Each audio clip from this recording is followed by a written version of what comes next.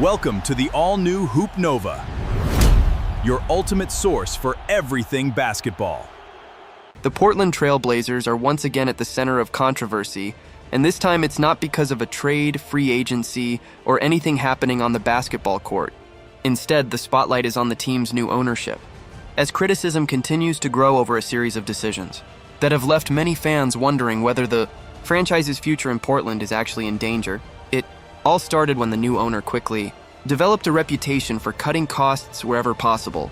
Fans were already frustrated by reports that even simple traditions, like handing out free playoff t-shirts to fans, were viewed as unnecessary expenses.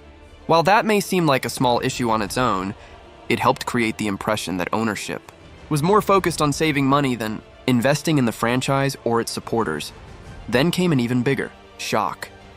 The organization made sweeping changes to its television and media department, letting go of much of the longtime broadcast staff.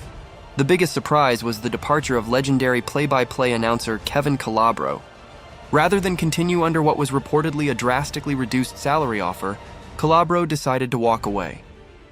For many fans, losing one of the most recognizable voices in franchise history felt like another sign that ownership was stripping away the team's identity. But according to many insiders, those moves may only be the beginning. Behind the scenes, there are growing concerns that ownership could eventually attempt to relocate the Trailblazers out of Portland entirely. At first glance, that idea sounds unbelievable. After all, Portland has supported the franchise for decades, and NBA teams rarely relocate anymore. However, when you look at the details, the possibility becomes much more realistic. One of the biggest reasons teams have remained in their cities over the last 2 decades is because previous owners often included relocation protections when selling their franchises. After Seattle lost the Supersonics in 2008, many owners became determined to prevent history from repeating itself. That painful move remains one of the NBA's biggest cautionary tales, and former Sonics owner Howard Schultz is still criticized by Seattle fans today. Learning from that situation, several NBA owners built protections directly into their sales agreements. When Herb Kohl sold the Milwaukee Bucks in 2014, he required the new ownership group to keep the team in Milwaukee. If they attempted to relocate the franchise, the NBA would have the right to intervene. Similarly, former Minnesota Timberwolves owner Glenn Taylor reportedly accepted a lower purchase price from buyers who promised to keep the team in Minnesota.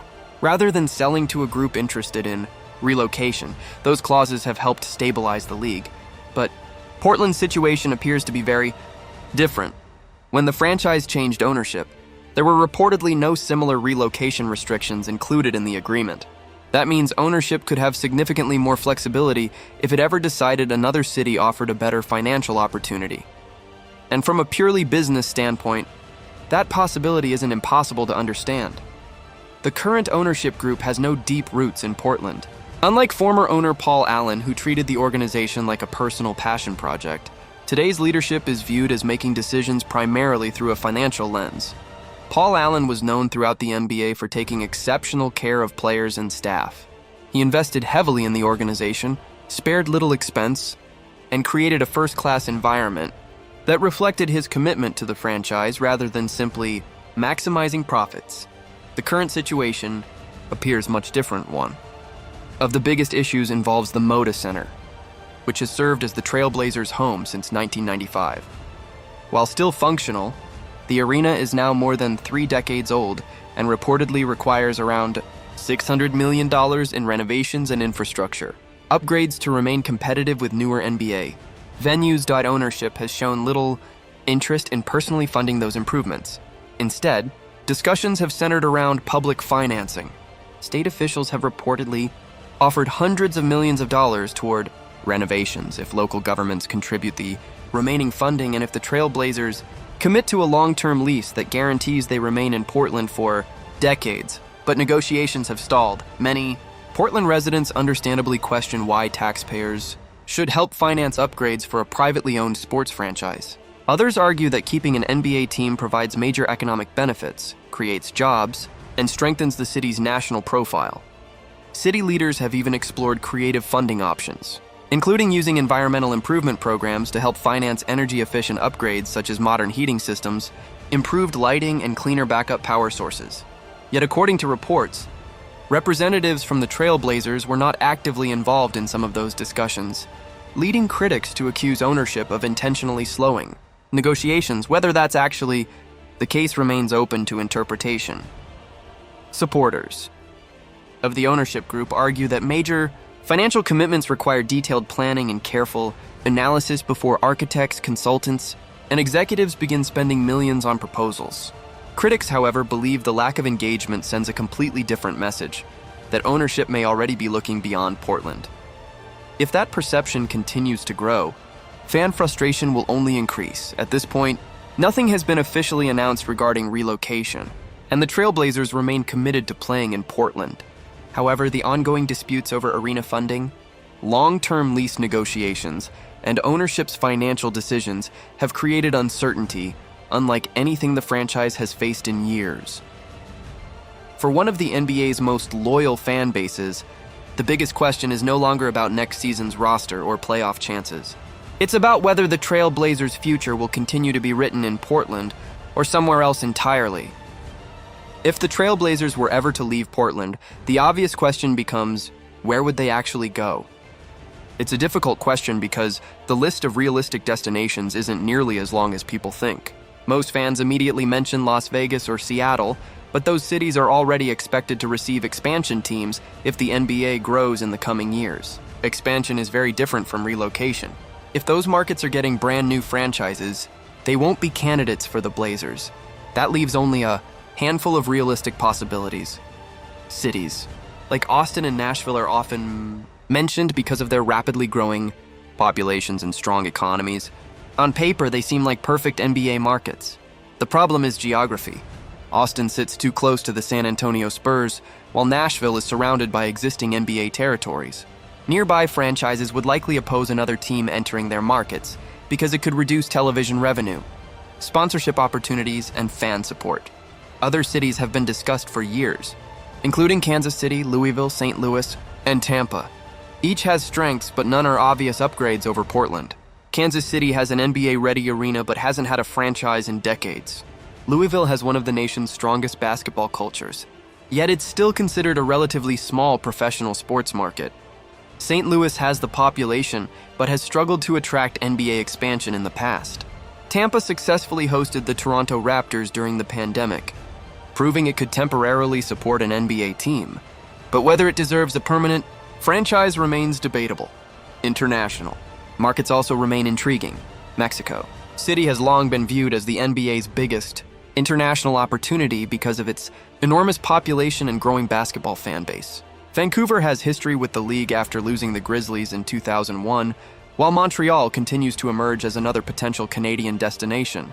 None of these cities are guaranteed options, but they regularly appear whenever relocation rumors begin. For now, though, everything depends on Portland. The city faces a critical deadline in December to finalize a funding package for major renovations to the Moda Center. If state and local officials can secure the necessary financing and the Trailblazers agree to a long-term lease, ownership would have little reason or opportunity to relocate the franchise in the immediate future. That deadline could ultimately determine whether Portland remains an NBA city for decades to come. Some people may not find arena negotiations as exciting as trade rumors or championship debates. But this story is fascinating because it combines business, politics, economics, and professional sports into one high-stakes battle. Unlike discussions about shooting percentages or playoff matchups, this is about the future of an entire franchise and the city that has supported it for more than 50 years. Another interesting piece of the puzzle involves the owner's history outside the NBA. Before purchasing the Trailblazers, he became the owner of the NHL's Carolina Hurricanes. Almost immediately, he introduced aggressive cost-cutting measures throughout the organization. One of the most controversial decisions was ending the tenure of a beloved radio broadcaster who had been calling Hurricanes games for nearly 4 decades. For many fans, local broadcasters become part of a team's identity. Generations grow up hearing the same voice narrate unforgettable moments. Replacing someone with that kind of history purely to reduce expenses understandably created backlash. The owner's reasoning, however, was straightforward. Instead of paying separate television and radio announcers, the organization could simply use the television broadcast for both platforms and reduce operating costs. Many people disliked the decision, but his overall philosophy has remained remarkably consistent. He is willing to spend aggressively on one thing: talented players. Everything else, from administrative expenses to media operations, is viewed through the lens of efficiency and financial discipline. Surprisingly, that approach has produced impressive results in hockey. Before he purchased the Hurricanes, the franchise missed the playoffs for 9 consecutive seasons. Since the ownership change, Carolina has become one of the NHL's most successful organizations, making the playoffs every year and establishing itself as a legitimate championship contender. That same philosophy may explain some of Portland's most surprising roster decisions. One move in particular puzzled many observers: the reported gamble on Ja Morant. From a basketball standpoint, critics questioned how adding another ball-dominant guard would fit alongside Damian Lillard, especially after Lillard returned from a major Achilles injury.